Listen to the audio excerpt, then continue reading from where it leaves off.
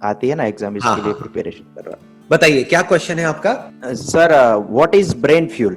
हम कैसे अपने माइंड के मसल्स को स्ट्रॉन्ग करें? यानी कि हम मेरा ऐसा फंडा है कि माइंड के मसल्स डाइट से होते हैं, या फिर कुछ एक्सरसाइज से होते हैं, या फिर एक जगह से मन को टिकाने से माइंड स्ट्रॉन्ग होता है। आप जो ब्रेन को स्ट्रांग करने की बात कर रहे हो उसके अलग अलग स्टैंड पॉइंट हो सकते हैं। एक है जो हमारी फिजिकल ब्रेन है, जी उसको जी कैसे स्ट्रांग किया जाए, तो उसमें डाइट का बहुत बड़ा रोल होता है। जैसे कुछ तरह के फूड्स हैं, कुछ तरह की चीजें हैं जो अगर आप खाते हो तो वो आपकी ब्रेन के लिए अच्छे होते हैं। वो आप गूगल पे जाकर के स्टडी कर सकते हैं। कर सकता हूँ। तो वो अपनी डाइट में आप थोड़े से चेंजेस कर सकते हैं। तो जी वो जी जब आप चेंजेस करेंगे तो आपकी जो फिजिकल ब्रेन है वो स्ट्रांग होती चली जाएगी। अब वो ब्रेन ज्यादा आप उसको यूज कर सकते हो। अगर फिजिकली आपकी ब्रेन वीक हुई तो आपके थॉट में भी इतनी पावर नहीं होगी। जी जी तो पहला स्टेप क्या है कि अपनी डाइट को ठीक करो। आपको जो न्यूट्रिशन चाहिए आपकी बॉडी को, और ब्रेन ऐसा नहीं है इन आइसोलेशन है, यानी ये नहीं है कि ब्रेन अलग है और बॉडी अलग है। ब्रेन तभी ठीक रह सकती है जब आपका पेट ठीक रहेगा। इनफैक्ट जी गट का, यानी कि आपके पेट का और ब्रेन का डायरेक्ट कनेक्शन है। जी जी आयुर्वेदा में यही खास बात है। आयुर्वेदा में कहा जाता है कि हर बीमारी का जो जड़ है वो पेट है, ना कि पेट ब्रेन है। है। क्यों? क्योंकि खास ब्रेन को जो भी चाहिए, जो भी न्यूट्रिशन चाहिए, जो भी कुछ चाहिए, जो भी केमिकल्स चाहिए सही से ऑपरेट करने के लिए, वो सब प्रोड्यूस कहां होते हैं? अल्टीमेटली हमारे गट में होते हैं। जी राइट? जी हमारा स्टमक ही है ना जो फूड को एनर्जी। न्यूट्रिशन में, एनर्जी में कन्वर्ट करता है। अगर पेट ठीक है तो सब ठीक है, जी तो ब्रेन सर। ठीक काम करेगी। अगर पेट गड़बड़ है तो इसका मतलब ब्रेन में गड़बड़ है, क्योंकि ब्रेन की गड़बड़ को आप डायरेक्टली नहीं पकड़ सकते। तो उसको कैसे गड़बड़। ठीक करना है? अपनी डाइट के लेवल पे ठीक कर सकते डाइट। हो। उसके अलावा naturopathy is a very good option.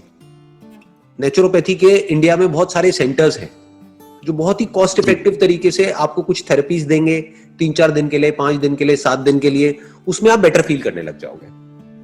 जी जी तो जी नंबर 1 वो है कि स्टमक की क्लीनिंग प्रॉपर होनी चाहिए ताकि हमारी ब्रेन प्रॉपर काम करे। अब जो दूसरा एस्पेक्ट है वो है कि हमारी थॉट की पावर कैसे स्ट्रांग हो, जी कि हमारी जो थिंकिंग पावर है वो कैसे स्ट्रांग हो।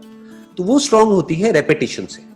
मतलब व्हाट यू वांट इज, जो मैं आपकी बात करने के तरीके से समझ पा रहा हूं, आप चाहते हो कि जो भी आप कर रहे हो उसमें आपका माइंड या आपका थॉट इतना स्ट्रांग हो जाए कि अगर आपने जी सोच लिया मुझे करना है, तो अब आपको किसी भी चीज से कोई फर्क ना पड़े। आसपास में जो भी जी। कोई कुछ कह रहा है उससे आपको फर्क ना पड़े। राइट? फर्क ना पड़े। राइट। यही आप राइट चाहते सर। हैं, है ना? हाँ। जी हाँ। तो अब ये कैसे पॉसिबल हो पाएगा? इसका जो तरीका है वो है रेपिटेशन। कि जिस भी तरह की बातों को आप अपने माइंड में रिपीट करते चले जाओगे वो पक्की होती चली जाएगी। इसीलिए इंडिया में एक कहावत है जो आपके भी घर में चलती होगी, जो बोलते हैं कि शुभ शुभ बोलो। सुनी जी होगी जी आपने, जी है ना? जी जी कि मुंह हाँ। से उल्टी सीधी बातें मत निकालो। जी क्यों जी बोलते हैं? इसीलिए बोलते हैं जो बात मैं आपको कह रहा हूं। जी क्योंकि जी अगर आप कुछ उल्टा बोलोगे, चाहे अपने मुंह से बोलोगे, चाहे अपने अंदर ही अंदर अपने आप को बोलोगे, तो धीरे धीरे वो पक्का होता चला जाएगा। एक आध बार बोलने से कोई फर्क नहीं पड़ता है। एक आध बार आप कुछ भी उल्टा बोल दो कोई फर्क नहीं पड़ता है। एक आध बार कुछ भी अच्छा बोल दो कोई फर्क नहीं पड़ता है। क्योंकि अगर 1-2 बार बोलने से हो जाता तब तो आप सीधा ये बोलो ना कि भाई मैं दुनिया का सबसे अमीर आदमी हो जाऊंगा। जरूरत ही क्या है पढ़ने की, कोई एंट्रेंस की तैयारी करने की, कुछ भी करने की? सीधा बोल दो 1-2 बार, सच हो जाएगा। बट ऐसा होता नहीं है। बट अगर इसी बात को आप बार बार बोलते रहोगे, बोलते रहोगे, बोलते रहोगे, बोलते रहोगे, तो धीरे धीरे आपके एक्शंस चेंज होने लग जाएंगे।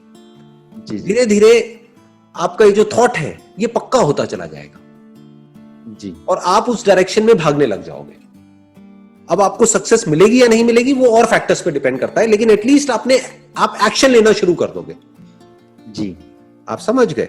तो अब इसको पक्का कैसे करते हैं? रेपिटेशन से। तो जो भी आप चाहते हो, आप जिस भी तरीके से अपनी लाइफ को देखते हो आने वाले 5 साल बाद, 10 साल बाद, उसको आप रिपीट कर सकते हो अपने माइंड के अंदर। जी तो अब वो धीरे धीरे चीज पक्की होती चली जाएगी। अब यहां पे एक चीज आपको ध्यान में रखनी है, जो लोग गलती कर जाते हैं, वो है कि आपको जो भी आप चाहते हो उसके आउटकम के बारे में नहीं सोचना है। ये नहीं सोचना है कि जो होगा, क्योंकि वो आपके हाथ में नहीं है। राइट? ये नहीं बैठ करके इमेजिन करना है कि मेरा ये एंट्रेंस है वो क्रैक हो जाएगा। क्योंकि अगर आप इमेजिन करते गए करते गए करते गए करते गए, तो उसमें प्रॉब्लम क्या है कि अगर 1% नहीं हुआ आपका, तो आप अंदर से पूरी तरह से टूट जाओगे। राइट? जी टूट जाए। तो अब अगर सोचना है तो क्या सोचना है, बैठ करके अपने किस थॉट को पक्का करना है कि मेरी तैयारी पूरी है।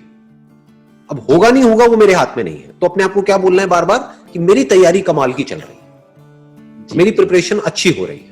इसको तैयारी को करने के लिए जितनी भी बुक्स पढ़नी चाहिए वो सब मैंने पढ़ ली है, जो भी सिलेबस कंप्लीट करना है वो सब मैंने कर लिया है, मेरी तरफ से कोई कसर नहीं है। अब होना ना होना वो तेरे हाथ में है। अब वो तेरे हाथ में कौन? वो भगवान हो सकता है, भगवान।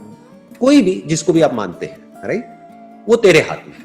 तो अब क्या होगा, 1% आपका नहीं भी हुआ तो आप टूटोगे नहीं, क्योंकि आपको क्या हुआ, आपको अपने माइंड को फोकस करना आ गया कि किस तरीके से माइंड को फोकस किया जाता है काम पे। जो भगवत गीता में भी कहा गया है कि भाई कर्म किए जा, फल की इच्छा मत कर, वो इसी एंगल से कहा गया है।